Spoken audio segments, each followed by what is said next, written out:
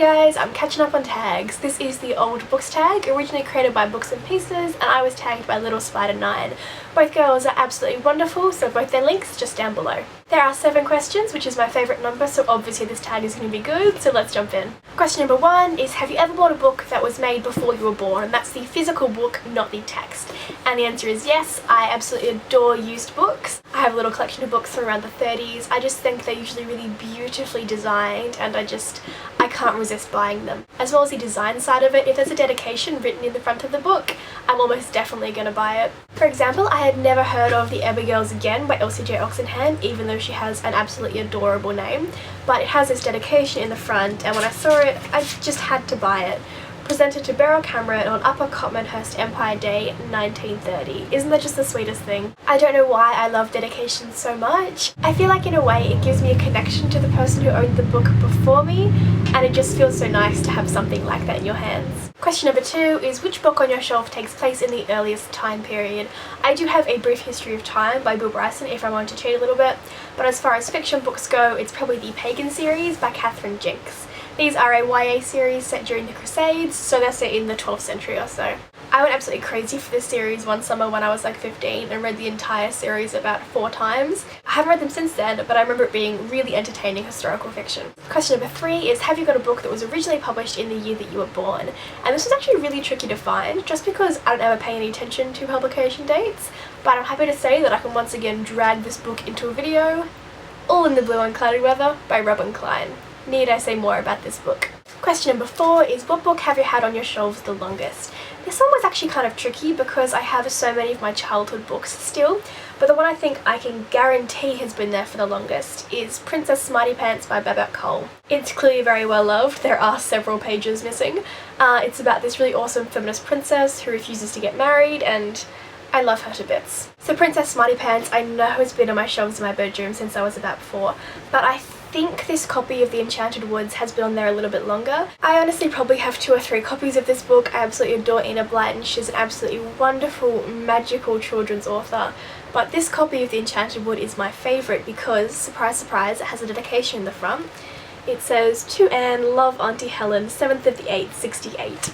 This was given to my mum from her aunt on her 7th birthday. I just think it's so sweet that it meant so much to my mum when she was 7 that she kept it, and it's continued to mean so much to me so many years later." Question 5 is, which book have you had the longest but not read? And I'm pretty sure that it's Finnegan of the Rock by Melina Marchetta. This one's kind of surprising because I am a huge fan of Melina's other books, but I bought this one as soon as it came out, and it was fantasy, so it was quite different from the other books by her that I had read and I had loved.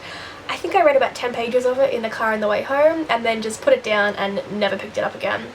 But the series has now been finished. I think there's 3 or 4 books in this series, so I'll probably give it another try. I didn't read any fantasy back then, and I'm kind of edging my way into some of it now, so I'm hoping that if I give it another try and actually read more than 10 pages of it, I'll love this one as much as I love all of Melina's other works. Question number 6 is, what is the oldest book that you own? I really wanted to pick this one, but it's not technically a book, but I'm just going to show you anyway. This is a music magazine. I can't read music, so it's mostly useless to me, but it has a bunch of really wonderful ads in the front, just like in that CWA cookbook, and I just think it's so cute. Off the top here, someone's written Isabella B. Steele, 1888. I obviously can't confirm that, but based on the other information in the rest of the magazine, it seems like it's pretty spot on date. Apart from that, I don't have any terribly old books, nothing pre-1900. I do have this copy of Poe's Tales of Mystery and Imagination, which I'm relatively sure was published in 1914. It just has these absolutely beautiful illustrations on the title page, and I love how sun-damaged the spine is in comparison to the rest of the book. This was like $2 at my book fair 2 years ago, and I just think it's awesome. Question number 7, the final question, is, which book do you have that was written the longest time ago?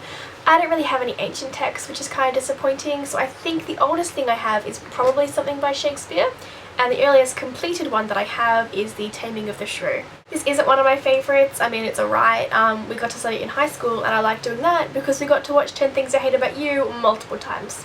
Yeah, we worked hard. I think this is probably the earliest. No, wait. Aha! Chaucer's Canterbury Tales. I knew I had something earlier than Shakespeare.